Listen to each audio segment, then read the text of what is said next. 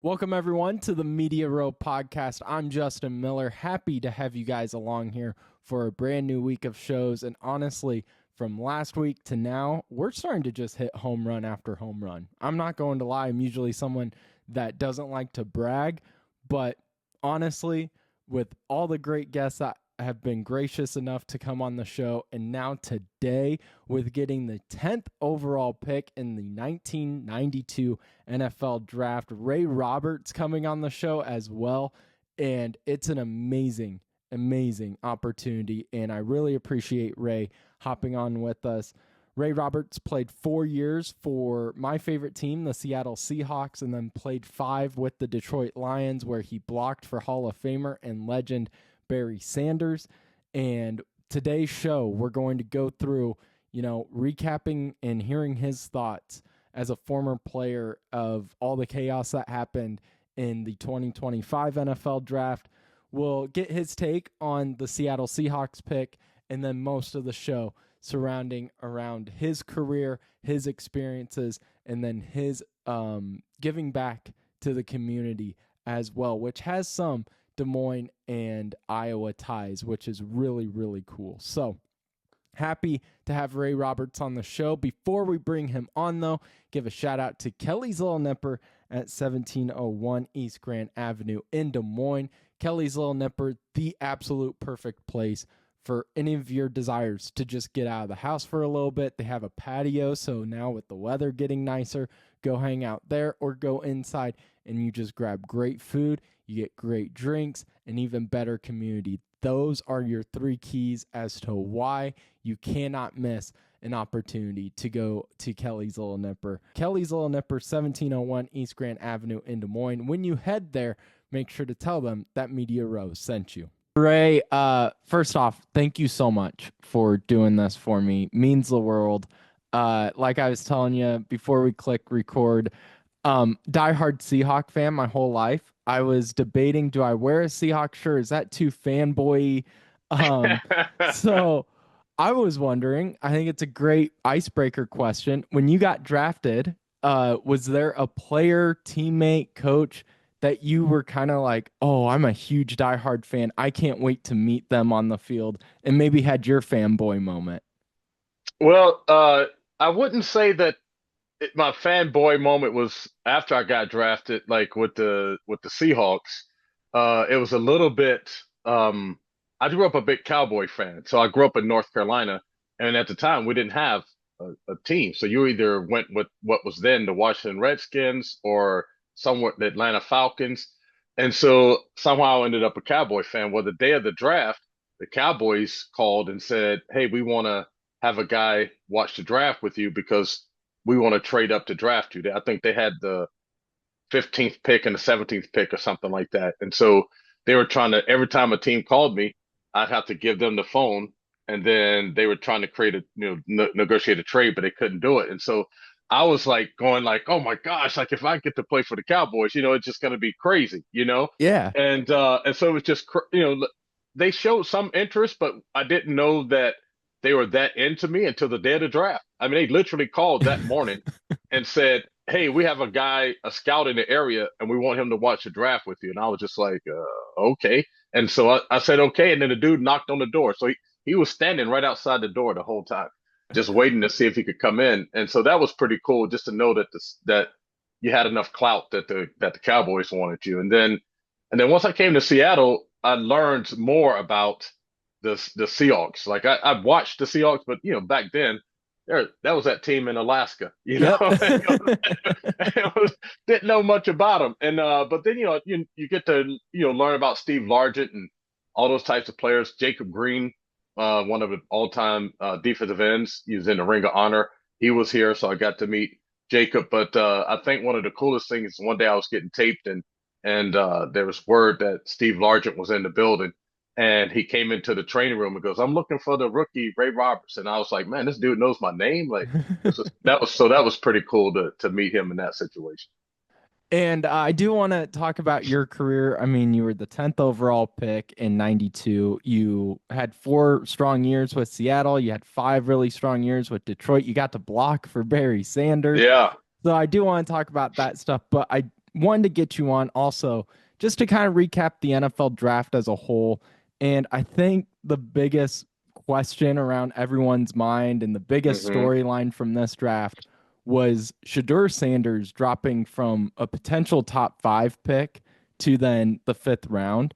And just what do you think caused that? What in your opinion led to Shedeur dropping that Yeah. far?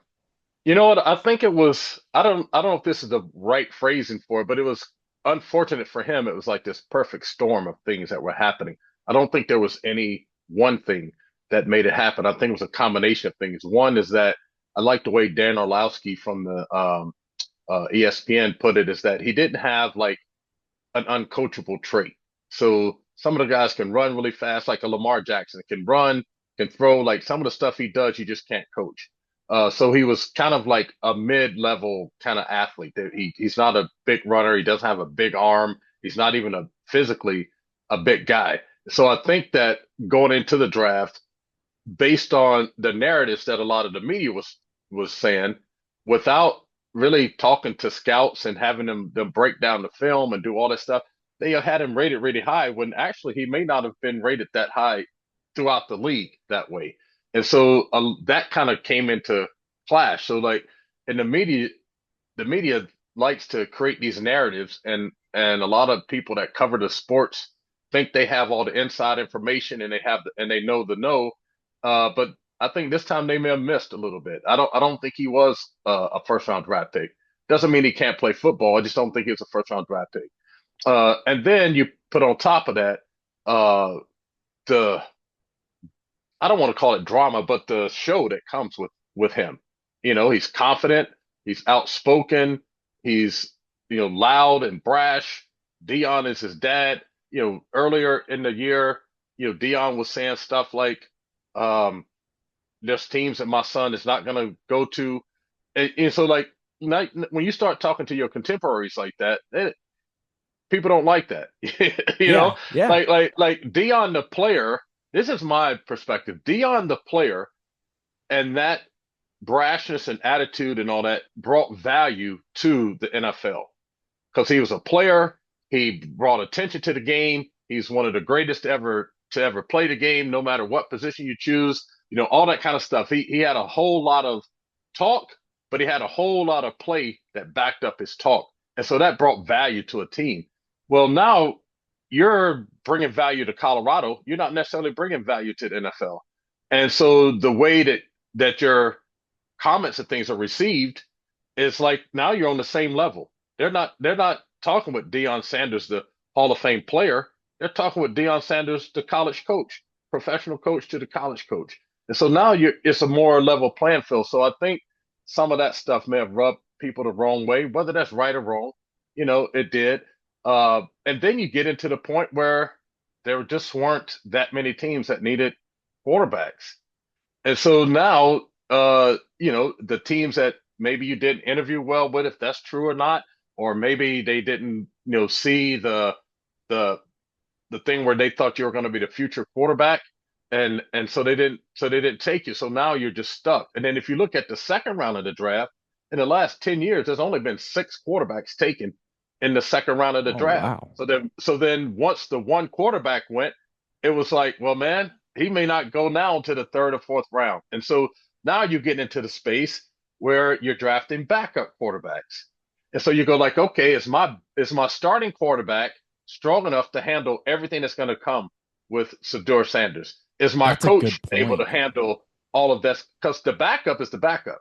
Like, yeah, because when you get to the NFL and you're the backup, you run into other teams' plays a lot, and so you don't get a whole lot of opportunities to displace the starter until you get your chance to play. And so you got to always be prepared and all those types of things. So now that's what I'm saying. It's like a perfect storm of stuff. And the one thing that could supersede all of that is if you just had like an unbelievable dynamic skill set where people go like, okay, this dude is Travis Hunter. We're willing to accept all of that stuff because we want Travis Hunter. And he just wasn't that. So to me, it was just like a perfect storm of stuff, and I felt really bad for him, because you can say, I think you got to be careful when people are saying, um, calling it drama that he brings, or cockiness or whatever. Uh, Sometimes the authenticity of a person, you want them to be that. You want them to be who they are. You don't want them to pretend they're someone else. I think the problem comes sometimes when people misinterpret like this outward confidence as his character. And he has great character. He's never done anything that has, caused any problems other than, you know, celebrating some type of way or, like that's just a young man thing. But like he's never been in any trouble. Everywhere he's been a great dude. He's been a leader. It seems like his teammates like him, all that kind of stuff. So I think it was just a perfect storm of things that happened. And unfortunately, it happened to a person that comes with a bunch of fanfare, with a family that has a lot of influence and fans and this, that, and the other thing. And so then it just became a big deal, and it's just too bad that it took away from all the dudes that were having their dreams realized that day that or throughout the draft that this became the dominating story. Yeah, and I felt so bad for him when that prank call, he got prank Yeah, called. yeah, That's ruthless.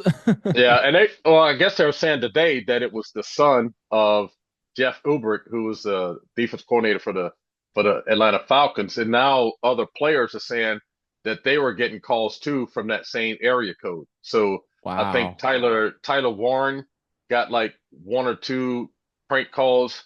There was another player that got a prank call, and they're saying that it was coming from that same area code. So it's Shador seems like he was the most prominent one because of everything that was going on, but it Yeah, sounds like a couple other guys got some prank calls too. that's ruthless. That's awful. Yeah. Um so in a whole, were you shocked that he fell that far, or you weren't as shocked because just the play on the field, you didn't feel he was a first round pick?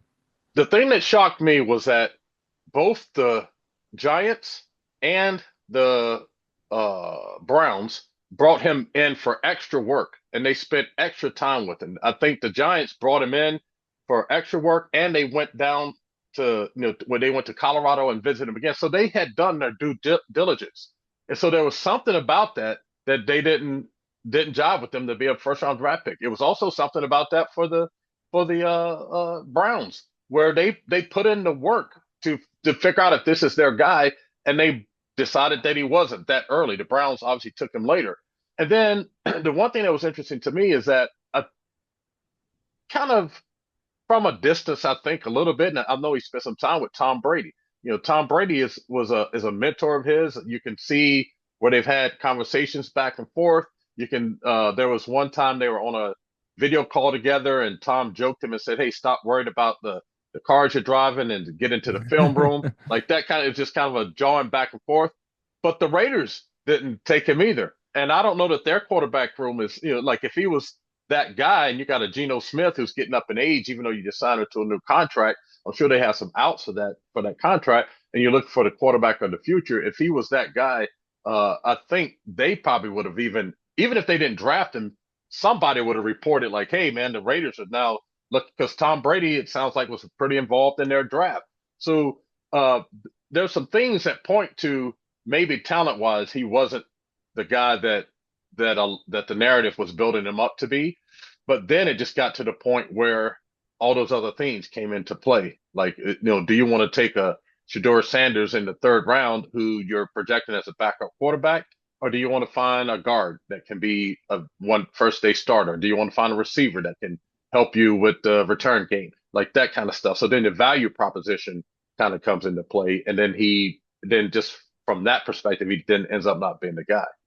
Another question I'm seeing a lot of people wonder after the NFL draft was, where do you put Travis Hunter right away? I think everybody knew he has a great athleticism, probably the most athletic guy out of the NFL draft as a whole. But what do you do with him now if you're Jacksonville? Yeah.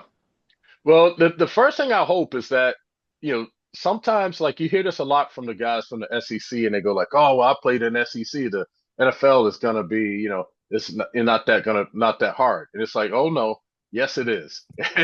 It is like the best of the best of the best of the best." And there are some learning curves. And so with all the hype and the athleticism and the success that he's had, I hope that he comes in ready to work and grow and get better. because what got you there doesn't keep you there. And so you can come in with all the stats and the metrics and the data and all that stuff, and you still have a lot to learn. There's still things you can improve on your game. So I think if he comes in with that mindset, then you just go, okay, how well does he know our offense? How well does he know our defense? And let's just plug him in where he is and where he's ready. So probably one is going to come along a little bit slower than the other. So it may be, hey, he starts out at defensive back, but we got these packages of plays for him as a receiver until he kind of really truly understands the entire offense. Because that's a lot to put on a person. So, because I mean, when you go to these, install meetings, each book, it's like this big, and then every play has, the check to it or the different formations to it, and so there's a lot that you have to learn. And so I think they start him out at defensive back.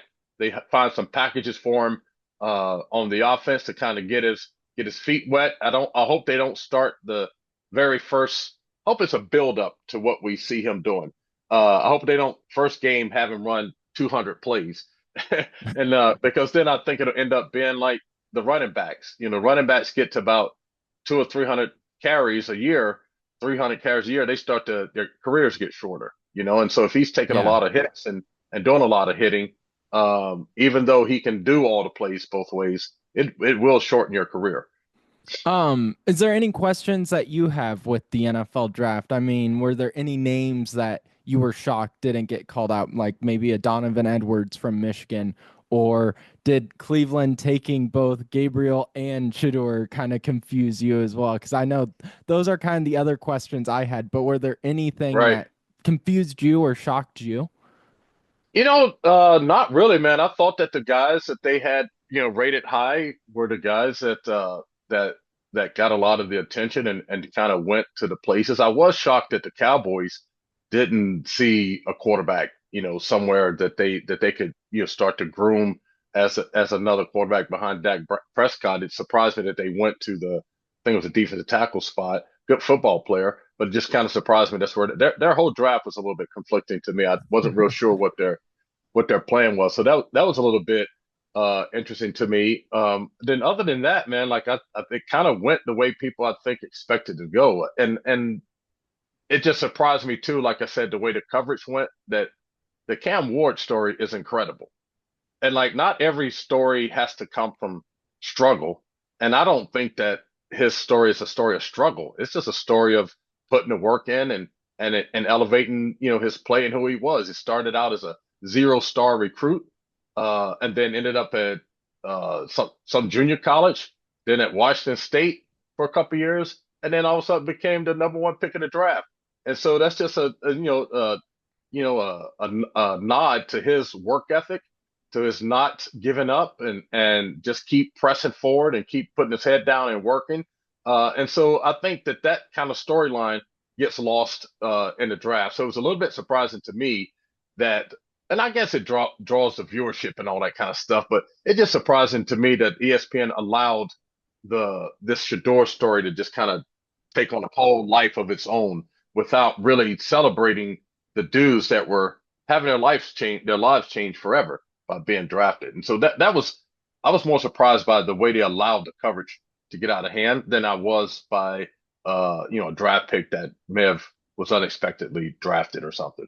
Yeah, I felt like I was getting notifications on my phone of like, whatever, the Packers draft so and so, and then the very next line would be like, "Where does Shador go?" And I'm like, Yeah, "Oh is he wait." gonna be next? Yeah, it's really, and then the way they allowed Mel Kiper to go on and on and on and on. Yeah. I love Mel. He has a place, but for him to act like he's never been wrong. I mean, he's the dude that said Jimmy Clausen was a can't miss quarterback. And I don't know if the dude ever started more than 3 games in the league, like that kind of stuff. I will say when I got drafted, he kind of gave it a stamp of approval. So I like that. Oh, there you go. but but I think they just let that conversation, man, get just way out of hand to where I turned the draft off because I'm just like, I don't feel like listening to all this stuff. And Yeah. and so it to me that was a little bit surprising, just the coverage. I don't think there was a player that I saw get drafted where I was just like, whoa, like I was surprised by that, or team making a move or that kind of stuff. To wrap up the NFL draft as a whole, was there a team that you felt won the draft, that you felt really nailed every position that they needed?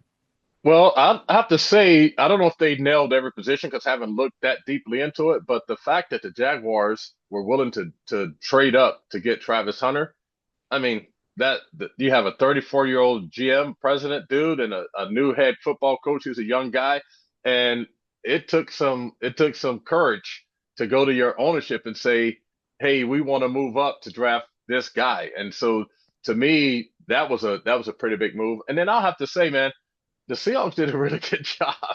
They did an outstanding job in the draft, and they got some really good football players. Some guys that have, and I know we'll talk about this later, but some guys that have played good football and been successful and proven football players. And so I was super excited about the way their draft went.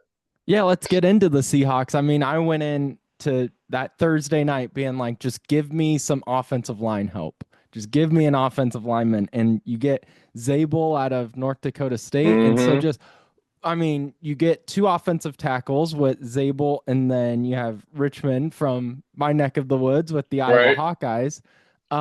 Just as a former offensive lineman, how do you look at those guys? Have you been able to watch a little bit of those guys and kind of get a good feel of how they will fit in with Seattle? Well, first of all, I have to like tip my hat to John Snyder because I had every confidence in the world that he was going to find a way to talk the team, talk himself out of drafting an offensive lineman in the first Same, round. I same. was like, I was holding my breath the entire time because I was like, either they're going to trade back and hopefully they can get him later, and then he'll end up getting picked by someone else, and then they're going to draft the safety they ended up drafting in the second round. That's what I thought was going to happen.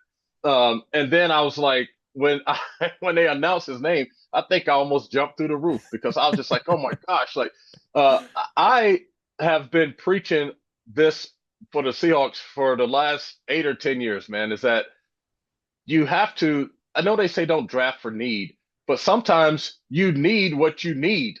And you haven't been able to find the right combination of guards and a guard. And so you have to do something. And you can't just keep hoping that veterans are going to have career years or get like a third or fourth round draft pick that's more project than polished. And so I was excited that they drafted this guy. I had never heard of the dude before. I did watch the that league's playoffs and had heard them say that he was a good football player. But then when I watched the Senior Bowl, the first day of the Senior Bowl, I'm like, okay, this guy right here is might be a little bit different, because he had the size. He had a lot of times guys at that level don't have like the elite athleticism, and he had that. But the thing that I loved about him at the Senior Bowl is that he took on all challengers. He was like, okay, you want me to play center? I'll do it. You want me to do guard? I'll do that. You want me to play tackle? I'll do that. You want me to go against the SEC dudes, the Big Ten dudes, the Big 12 guys, the ACC guys, like whoever you want me to go against, I'm ready. And to me, you can have guys that can have the metrics off the boards, but if they don't have that mentality right there, it doesn't matter. It's just paper. It's just numbers on paper.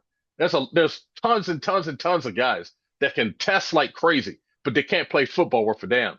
This dude is a football player that just happens to be a really good athlete. And so other people want to sell it to you the other way. It's like, no, you got to be a football player first and then the athlete thing. And so I was so excited.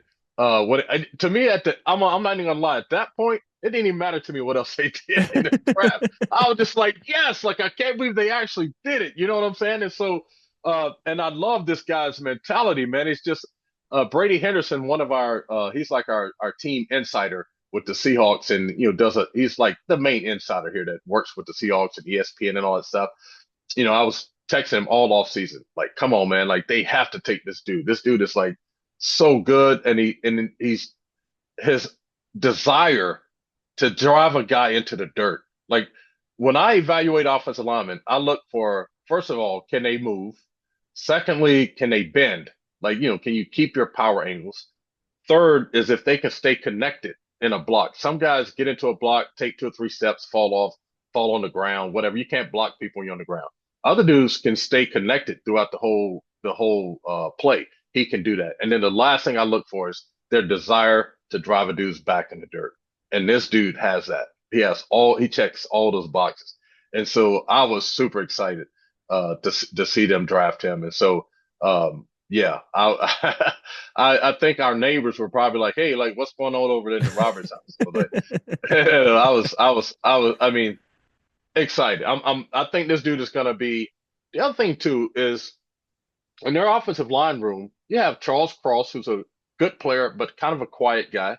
You have Abe Lucas, who's a great player, but kind of a quiet dude. You Mhm. have Olu Oluwatimbi, who's kind of a really good leader on the offensive line. He's a guy that kind of he's kind of like the glue to it, but he's also a quiet guy, you know? And so they needed somebody with some personality, someone that probably isn't afraid to speak up in the room, someone that's not afraid to go to the sideline and say, "Hey man, like this ain't happening. Like we need to get this thing going." And we also need someone that can make that statement with their freaking pads. Like Abe Lucas does it when he's healthy, but we need somebody in the middle that says, like, I'm setting the freaking tone for this thing. Y'all follow me. This is how we're Charles, do your thing. But this is how we're gonna do it. Like this, someone asked me when I was at Virginia, I started out as a defensive lineman and moved to offense.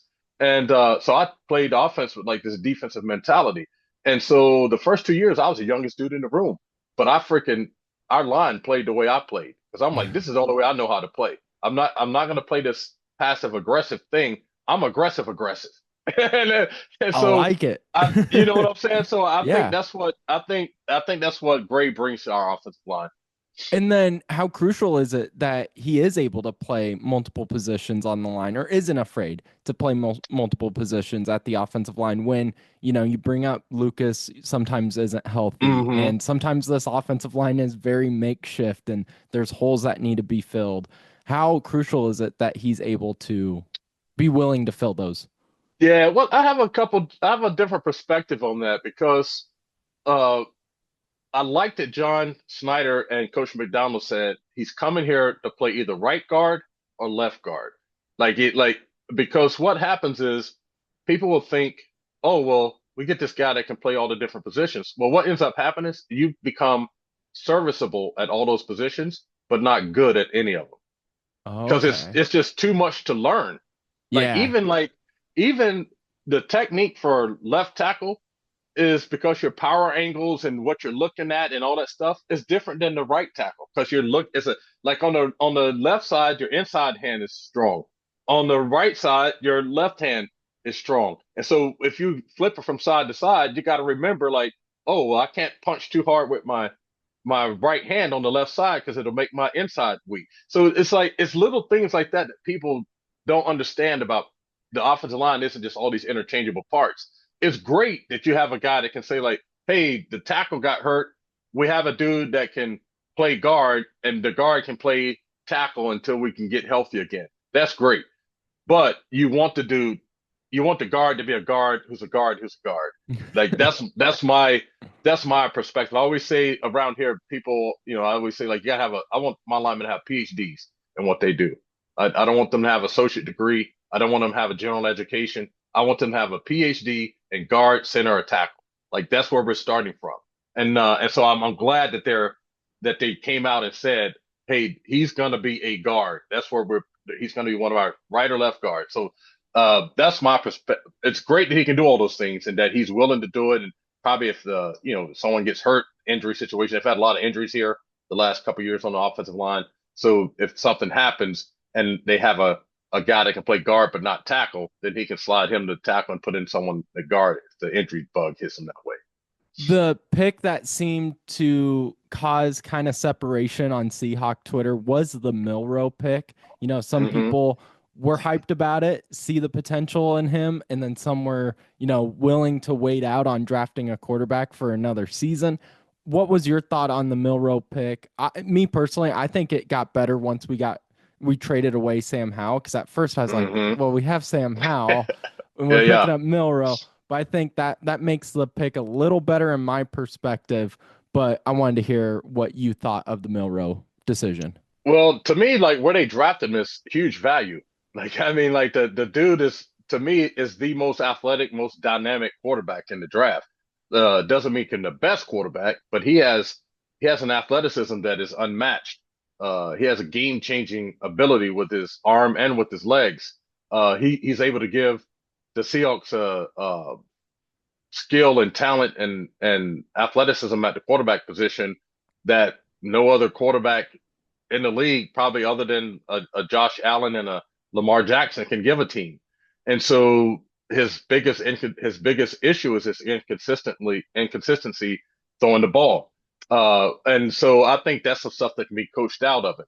And so if you look at the other pieces, he comes in, there's no pressure, for him to be the starter. You have Sam Darnold, you have Drew Lock to be the backup, and this guy can learn to play quarterback and at the same time give them some explosive ability. They can have a package for him where it's run pass options, and they can open up some throwing windows that are pretty clean for him to kind of work on some of that consistency. So he's not trying to pin, stick it right on a wheel hole, trying to tight windows to throw into. But then he can take it 88 yards for a touchdown. This dude, I think they clocked him at over 22 miles an hour. That's like the fastest quarterback in the league. You know what I'm saying? So people can look, if you look at it from like, oh well, who's our quarterback in the future, and the quarterback group next year might be better, and blah blah blah blah blah. Then you get this dude kind of cheap on the cheap, and you have a quarterback in place that if Milroe does take off, you can get out of his contract. You can get out of Sam Darnold's contract after 1 year for pretty cheap. And so you almost have this set up, and this came up in our coverage, where it's the Russell Wilson, Flynn situation. Yep. All of a sudden, this guy that you just kind of go like, hey, we're going to work on him and develop, and just kind of jumped off the screen. You couldn't help but play him, and so you end up what you have. And so I'm on the side of like, yes, this was like a really good pickup at this time in the draft. And you think about all the other spaces, like I can't say that they needed anything at that situation. Anything you drafted at that point was going to be an add-on.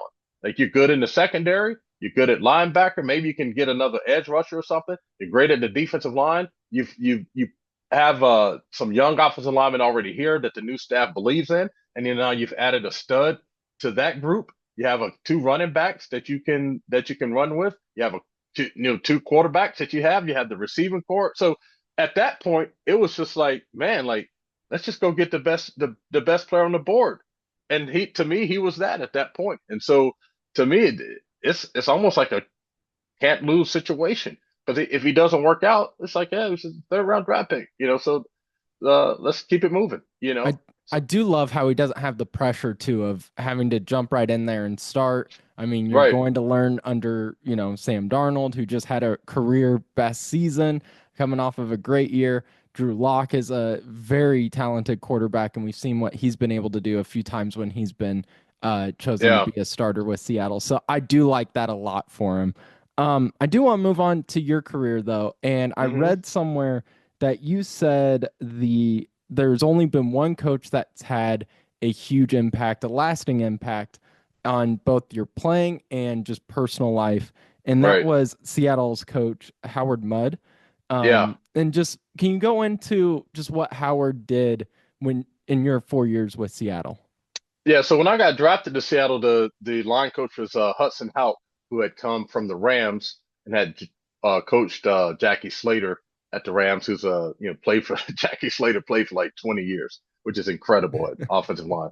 And so a lot of people compared my footwork to his, and so it didn't quite the way I was being coached didn't quite jive with my athleticism and the aggressiveness, the way I wanted to play. Jackie Slater kind of just kicked straight back, real patient with his hands and that kind of stuff. And I was just more want to punch a guy in the face. You wanted to get And aggressive. yeah, yeah. And so when Howard Mudd came, our first interaction wasn't great. He came to me and he said, "You might be the most athletic offensive tackle I've ever had the chance to coach, but you don't have your priorities straight, and you don't know how to be a professional." And so I'm looking at this dude like, man, what are you talking about? Like, why? Like, you just gonna come at me like that? You're not even gonna say like, "Hey, nice to meet you." You know? He came at me hard, and but it was something about like after I walked away from it, there was something about it that I said, it just resonated. Like, man, this is what I need right now. Like I need someone. I've been successful everywhere. Things had come easy for me, but to get to the place where um the league required you to be, I needed someone to get me to that level, you know? And so I was like, man, that's something like, even though it made me super angry, like I was not feeling it at all, Justin. I was just like, what? Like, what are you talking about? And so then I was like, okay, I'm gonna do whatever this dude asked me to do. And so every day we would, during the all season, just the two of us would go out on the field. He would call, I'd have to act like I was in the huddle. Like, do you remember the tape of Russell Wilson? Like going Yeah. through the plays on the field. I was doing that as an offensive lineman, just but on the practice field with Howard Mudd. He called a play, boom, I break the huddle, come to the line of scrimmage. He tell me the guy's head up, inside, outside. Here's the play. What's your technique? And so we would do that up and down the field, and he would critique every little thing. Oh, your hand is too low, your feet are too close, you're on your toes, your weight is forward. Like he was just critiquing like everything about my game. But then he would, obviously tell me what I need to do. And then once I got that down, he started going, okay, this is like just your main stuff. But I'm gonna start to put tools in your belt. And I'm like, oh, okay. Like, that's one way to, this is how we're gonna do it. But he'd be like, hey, on these certain situations, you can be more aggressive like this. Like go at it this way. You have long arms, you have quick feet, all this other, you're strong, all this stuff. And I'm like, oh dang, I can do that. And he's like, yeah, yeah, you can do it. And so, and so from a football point, I'm like, man, this dude like knows his stuff. I had never heard of him before. But then, once you do the research, the dude is a phenomenal coach and player. And so we really connected that way because if this dude said, Ray, like, go stick your head in a bucket of water before every play, I'd run to the side. I would, if I would do whatever he told me to do, you know what I'm saying? And so then it just so happens that he had a stepson named Adam, and Adam was about, early teenager, was having some issues and things, and uh, not really connecting with Howard, and so one day I was like, well, let me meet with him a little bit, Howard. So I took him to lunch, hung out with him, got to get to know him a little bit. I would pay him to clean my car, pay him to like clean out my locker, all that kind of stuff, and just talk to him about how to go about life. Yeah. And so then Howard and his wife one day invited me over for dinner, and they're just like, hey man, like we don't know what you're telling Adam, but keep telling him. Like he's been just a different dude since he's been hanging out with you. And so then Howard and Shirley and Adam just got to know each other off the field in a different way. And it wasn't about football, it was just about life and living and being a husband and being a good dude and helping out in the community and being there for other people.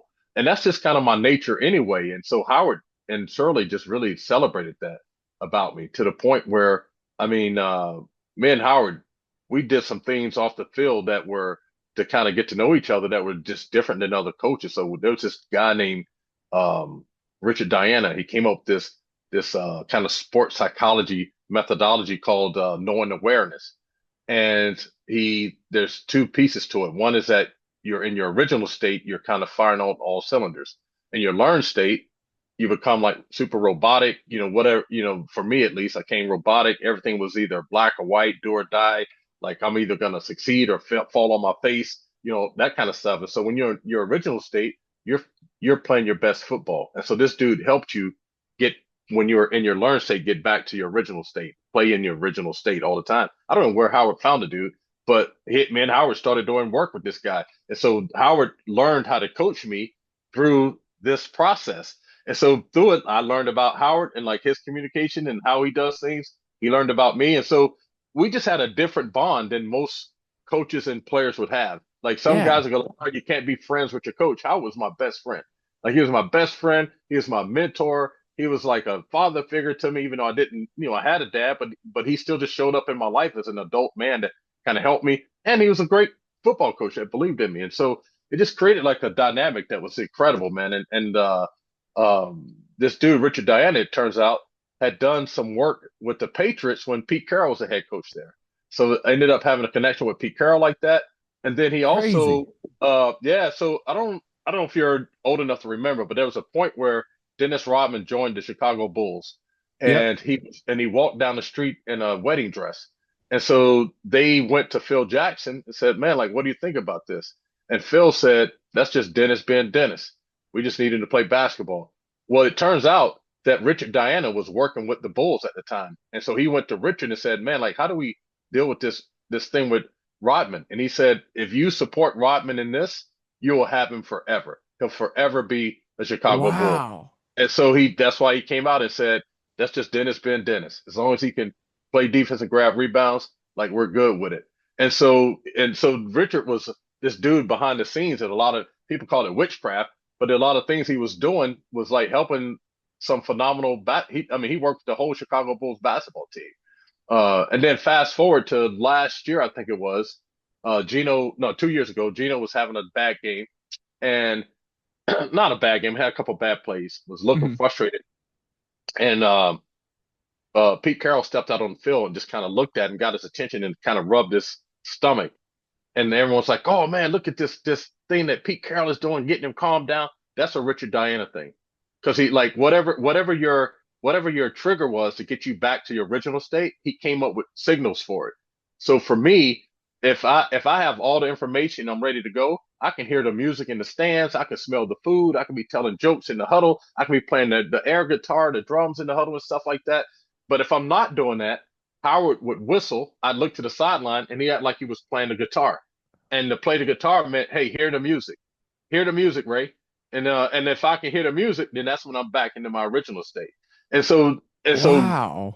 yeah, so me and Howard connected through all of that type of stuff. And so when I got ready to retire, I was playing for Detroit. It's about 3 o'clock in the morning. Howard was coaching for the Colts, and I called him and I said, "Hey man, like I think I need to retire." And he goes like, "Well, why do you say that?" I'm like, "Man, my body's hurting. My knees hurt. I can't bend. I can't move. I just feel like this is it for me."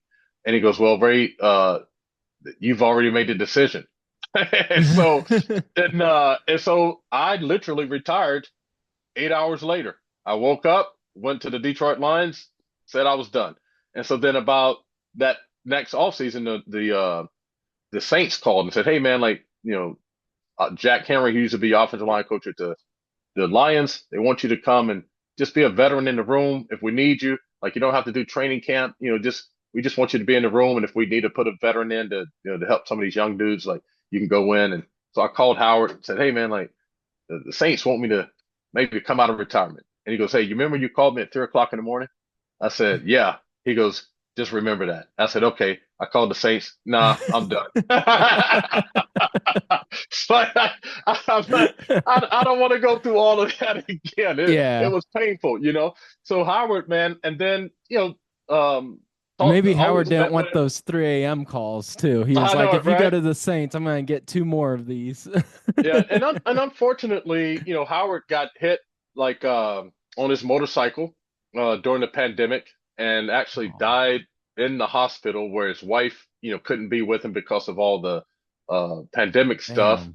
man. And so my ex-wife and I surrounded Shirley with, people that we know and, kept her head up. And then unfortunately, a couple years ago, her son overdosed and died. And so it was pretty tough for Shirley. So I check in on Shirley probably like every month just to see how she's doing, making sure she's okay. She lives in Arizona. See if she needs anything. You know, I always celebrate Howard in some form or fashion, so she appreciates that. Like I post stuff on social media about him, talk about him in the on our pregame, postgame show stuff. So I owe just a lot of my matriculation in the NFL to success to Howard Mudd. The dude is forever like my guy for always. Yeah. That's really cool. And I appreciate you telling me that story. I mean, that's Yeah. really impactful. And it sounds too, Howard was kind of ahead of his time. I mean, it was Richard Diana, right? That was Yeah, the Richard the Diana. Yeah. psychologist's name. Because Yeah. now, I mean, wasn't it last year we saw AJ Brown with like the mental Yep. health book that he's reading on Hmm. the sideline? Now it's Yeah. becoming more common, but I feel like back then that wasn't a common thing to bring No, into a locker room. no, it wasn't. And it was I don't even think the Seahawks were like they were kind of like, okay, Howard, like whatever this is. And then they started saying how I was playing, and they're like, oh shoot, like well maybe we should like use this guy for other people. And like that was some of the pushback that even Pete Carroll got when he was with the Patriots. They were just like, man, this is like witchcraft stuff. What are you talking about? And but this dude, it was incredible, like what he was able to do, and the way he would like. I even hired Richard Diana to do work with my wife and I, just around like how we communicate, because Wow. it was just incredible. Yeah. And so it was meeting Howard Mudd coming into my life as a player was one thing. Coming into my life as a just a human being, just kind of changed. Not that I was living some crazy kind of way, but it just kind of made me have an appreciation for people that could see life in a way that they can speak it into other people. And Howard spoke life into my football career, and he spoke life into me as a man. And so I'm just forever indebted to that dude. Just a great guy. Um, to your play on the field, is lining up against Cortez Kennedy in practice as scary as it sounds? Yes, it is. And like, dude, let me just tell you, there were so many times where I would go, Cortez, can you just not practice against us because we can't even run our plays? Like, we don't even we can't even get prepared for Sunday because you're blowing up the play. We don't even know what it's gonna look like. So can you take take about the first part of this period, just take it off. Like, just give us a chance to like to run the plays. And this dude was just for a guy who didn't look the part, he wasn't the most physically imposing dude. This guy was quick, he was fast, he was powerful, just smart. Like a lot of people don't give him credit for like his intelligence as a player because his physical ability just kind of dominated. And he might have been the biggest jokester you've ever met in your life. And How during so? training camp, well, during training camp, we stayed in this college campus during training camp, and um, you would get up to go to the bathroom, and you come back, and you go lay in the bed, and you're like, "Whoa, like what? What was that?" But you would go like, "What was that?" And you turn the light on, and it would be Cortez, and he had this laugh, be like, and you'd be like, "Dude, like, what are you doing?" He's like, and he could never sleep. He was always awake. It's like, how can you not sleep and then go dominate everybody? Like, how do you do that? And so he was always like joking around and stuff like that, and he would call me during all season, Big Ray, what you doing? I'm like, oh man, I'm about to go to the gym. He go, ha ha, Cortez going to Hawaii. Meet me in Hawaii. I'm like, nah, dude, I'm not meeting you in Hawaii. Like, you can do that. I can't. Like, I gotta get this work in. Like, I can't do it the way you do it. So Cortez was like larger than life football player and a larger than life personality. Just always kept everybody laughing and funny, and but when it was time to go get the quarterback or make a tackle or blow up a double team, he was ready to do that too. Another Hall of Famer you played with in your Detroit years, Barry Sanders, just Yeah. how, I mean, one of the greatest to ever do it. hmm Just the experience of getting to block for a Hall of Famer and a legend like that. Well, I always tell people my first year in Detroit, I think I led the league in tackling Barry Sanders, because I found myself in the way all the time. Yeah, so like on the backside of a on I play with Chris Warren here. Like if you told him to run to the right, he gonna run to the right, get to 3 yards of cloud of dust. Well, with Yep. Barry, it's like, hey, I'm gonna run to the right. There's 3 yards over there, but I can maybe get 50 over here. So I'm gonna come. Well, maybe I can get in the middle. Well, I'm gonna come back over here, and you're just like, oh. And so you're on the backside of a play, and I'm like, oh, I'm like trying to get out of the way and running into Barry and stuff. So then I'm like, you know what? Like, let me just. I can watch Barry on the film on Monday, so let me just keep blocking until I hear the whistle blow. And so that's how you had to approach your Barry Sanders. And the dude, he's another dude where his talent and accolades will out shine the work that he put in.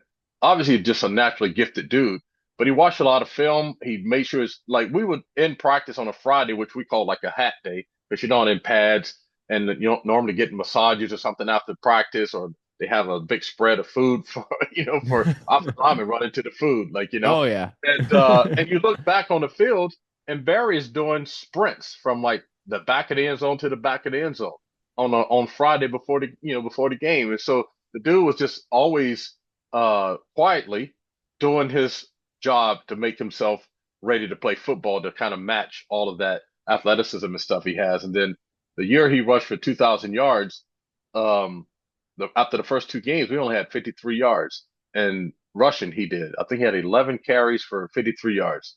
And Tom Moore, who's our offensive coordinator, who ended up being with the Colts and winning the Super Bowl with Peyton Manning and all that stuff, he called me and Herman Moore and Don McCall, like a couple of quarterbacks into this room. It's like, hey, what should we do?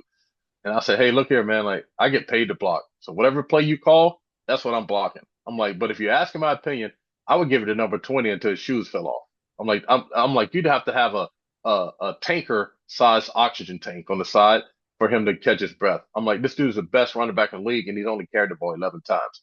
And so then from that point on, we rushed for over 100 yards in 14 straight games, and we rushed for 2,000 yards in 14 games. So we ended up with 2,053 yards. And the whole time, Barry wasn't wrapped up into that. He wanted to get to the playoffs, get to the Super Bowl, that kind of stuff. But he knew that it meant something for us, for the offensive line. And so, it was just a really cool combination to have. Super quiet dude. It surprises me that he's active on social media and does Yeah, commercial me too. stuff. He never talked a whole lot. He and I were the team captains. And so I go like, well, Barry, what do you want me to tell the team? and, uh, and so then I get in front of the team and I go, hey, Barry wanted me to tell y'all, because they're not listening to me. I'm like, hey, Barry said we need to do this in practice, or we need to stop doing this thing, or da da da da da da, all this other kind of stuff. So, love Barry Sanders, man. Nobody else I would rather block for, than no, more than him. So great dude, great player, good dad. Has three great sons and all that kind of stuff. It's funny you mentioned how, it meant something for the offensive line because I remember reading or hearing in an interview Walter Jones and Hutchinson talking about when Sean Alexander got the Hmm. MVP in '05, just how that was like, oh, we feel like we just won an MVP Yeah, award too. because like we don't have any stats. We don't have anything that says like, oh, like they did this greater than that. We don't have some exclusive club to be in. Hmm. But if you say you block for a running back that's an MVP, there hasn't been many running back MVPs. If you say you block for a 2,000 yard rusher, there's not many offensive lines Yeah. that have blocked for a 2,000 yard rusher. So one of the things I did is the next year, Barry retired and he didn't show up to training camp. And so I'm just like, hey man, like, can you just come to training camp? Like, can we just get to Thanksgiving? Because we normally had about 1,400 yards around Thanksgiving. That would have gave him the all-time leading rusher. So I would have been, I think at the time, the only offensive lineman in NFL history to block for a 2,000 yard rusher and the all-time leading rusher. So it Oh, was a it was a wow. it was a it was a total selfish endeavor that I was just like, hey man, when you coming to training camp? Don't retire yet. Like get to Thanksgiving then retire. It's just like I was just like that would be kind of a cool thing to say, but it didn't happen. But love Barry Sanders to death. Yeah, what was his retirement like, as a player? Is that as of a shock as it was for the entire nation watching too? Yeah, because he and I were roommates in training camp, and so every day they'd be like, "Hey, did Barry report? Did Barry report?" I'm like, "Nah, he's not here. Haven't heard from him. He didn't really communicate to people, what he was doing. He Mhm. and Bobby Ross, I think, reached out to him a few times and never really connected with him. And then we heard he was going to like Europe or something. It was just really strange. And I had every thought that maybe he was just trying to think it through and make sure that he wanted to play again and that he was going to come back. But then he didn't come back. And then when you listen to the documentary they did, it just sounds like everyone had every theory. Like he didn't want to pass Walter Payton's record because that's his dad's all-time favorite running back. He didn't like the way the team was being run, like all these different things. But in the documentary, it sounds like it boiled down to he just had told himself he's going to play 10 years and that was it. He never saw himself playing beyond 10 years. And so he got to 10 years and shut it down. And so it's like you would love to hear a deeper story, more compelling story than that. But, But you I also was respect it. Yeah. yeah, yeah. Because I was trying to figure out too. People ask me all the time, like, why do you think he retired? I had my own thoughts around it, but then listen to the documentary, it just sounded like he just said early in his career or before his career, like, I'm gonna play for 10 years. Don't see myself playing beyond that. And he got to 10 years and that was it. And so he just kind of rode off into the sunset. Ray, I really appreciate you joining the show and taking me through, your thoughts on the NFL draft and especially just hearing your personal stories as well. But you do a lot of charity work too. You're always giving Hmm. back. Kind of talk about what now Ray Roberts does now for the community. Yeah, so probably 2015-ish, there was word that the Special Olympics USA Games were going to be here in Seattle at the University of Washington in 2018. And so at the time, I was working for a nonprofit here called Rainier Scholars, which helps first generation under resourced kids get to kids of color get to college. And so they start with fourth grade and they like support your academics and accelerate your learning all the way through the graduation of college. And so I was the community relations um, uh, dude for that program. So I went into a lot of the communities to make connections with the schools, with the parents, with the kids, to get them into the program, that kind of stuff. And so the Special Olympics came and said, "Hey, we need ambassadors to kind of help us promote the game." So it's myself and I think Jordan Babineau and Marcus Trufant. There's a couple other guys and like Apollo Ono and there's a few other people and we had to go around and talk about the games. And so part of it was this idea around inclusion. And I had worked at Microsoft as a DE&I specialist in the gaming division. And so I had my own ideas around what inclusion is.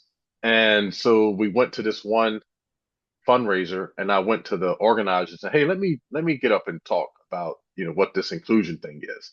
And then from that point on, Special Olympics was just like, "Hey, like, can you come and speak at this thing? Can you come speak at that thing?" And Very so I cool. was doing that. Yeah. So then finally the president, Mark Everson, said, "Hey man, like we got this job at Special Olympics with this thing called Unified Champion Schools." And I'm like, "Well, what is that? I've never heard of that." And and I've been to Special Olympics games and all this Hmm. stuff. And so you say with Unified Champion Schools, it has three pieces to it. There's unified sports, where people with and without intellectual disabilities play on the same teams.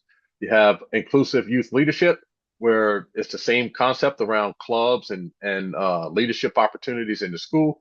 Then you have whole school engagement, where you bring awareness to the entire school around the abilities of our athletes. And it's like we have a really good uh, momentum in our suburban schools, but we have no momentum in our city schools. And just your way to communicate your ideas around inclusion and stuff, we really feel like you can help us, with some inroads into those places. And so I'm like, okay. So I learned a little bit more about it, did a little interview, and then I just said, "Hey, if you give me an opportunity," because you're basically saying that there's a young lady of color who has an intellectual disability and she lives and goes to an under-resourced school, she has no chance at life. She has no chance to be anything if, like for real. And so you're bringing these resources that gives these unbelievable outcomes to these people. And they're like, yeah. I'm like, all right, well, I'm all in. And so now I'm going on 10 years of doing it. When I first started, we had about, for the UCS program in general, we had maybe 5,000 schools, or maybe not that many schools, and then maybe only about 500 of those were in the city. Now we're in 10,000 schools across the country, and we have about 3,500 uh, Holy city schools that cow. are part of the program. And so it's been very gratifying, but it's also cool to see how you help empower our young people, be inclusive.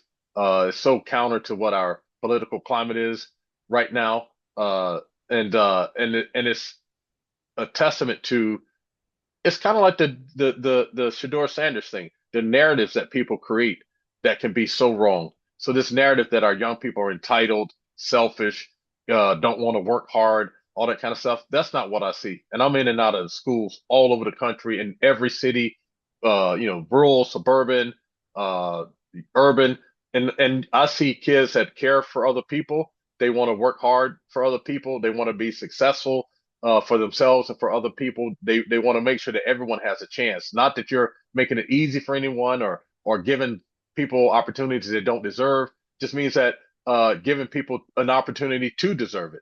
And so it's really cool to be able to be in a place that you're helping promote that you're helping grow that, and that you get to help young people see the value that they bring to themselves, who they can be, and then also how they can show up for other people. We live in a, I don't know what your spirituality is, but it doesn't matter. Every spirituality you can think of speaks about people, supporting other people. It's not about an individual effort. And so I just feel like trying to create division around inclusion is just really weird to me. Yeah. Like, Yeah. and so this idea around inclusion is just how I try to live my life and how I try to inspire other people. I love working with young people. Doesn't matter race, age, gender, culture, where you live in the country, whatever it is. If someone calls and says, "Hey, I need help with such and such," I'm going to show up and help them. And so that's just kind of how I live. And Special Olympics really fits the way I live and the things I want to do with my life. That's incredible. Congratulations too on everything that you guys have been able to do. And is there any Yeah. website that people can go and get more information? Yeah. So you can go to your state Special Olympics website, which is like, say, for here, it's like specialolympicswashington.org, or our national Special Olympics website is specialolympics.org. And so you can learn about all of our state programs, all the different things that we do, all the different ways that we engage young people and students in the community. I mean, it is probably, I don't want to say it's a healthcare provider, but as far as like providing resources for people with intellectual disabilities, it is like the hub. Like whatever it is that you want to, find, or whatever resources you think you need, you can find it on our specialolympics.org and help you, navigate that world and bring these unbelievable outcomes to your young person, a student or child that has an intellectual disability. I cannot thank Ray enough. That was everything and more that I wanted. Really appreciate him taking that amount of time out of his night to be able to jump on the show with us. Definitely won't be the last time you hear Ray on the Media Row podcast, so really appreciate that. Need to give a shout out, though, to Jem Mueller. Jem Mueller is the sideline reporter for the Seattle Seahawks, and I'd contacted her in hopes of getting her on the show because I had met her 2 years ago or a year ago, and basically talked to her over the phone. Just was, getting advice about this, working in media, getting in this field. And she was awesome. And has since then, I've annoyed her with multiple text messages, but she was the one that really helped me set up this interview with Ray Roberts. So, need to give a huge shout out to Jem Mueller for helping me set that up as well. Before we wrap up today, need to also give a shout out to our buddies at Stevens Automotive and Sales. Stevens Automotive and Sales at 5320 Northwest Beaver Drive in Johnston. Make sure to go there for whatever car needs you have. Is it an oil change? Are you trying to just get a brand new car? Do you need something fixed like a computer issue like I had? They can fix it all. They are the top guys to go do it. And plus, they're amazing people, and they are always looking out for their customers, which is very rare in a car dealership as I've grown older. And you find out there's not many people that try to watch your back as well as Stevens Automotive and Sales does. So go check them out at 5320 Northwest Beaver Drive in Johnston, Iowa. And when you do, make sure to tell them that Media Row sent you.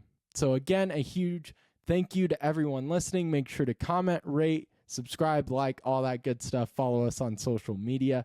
See you on Wednesday, where we'll have more of the Media Row podcast with me, Justin Miller.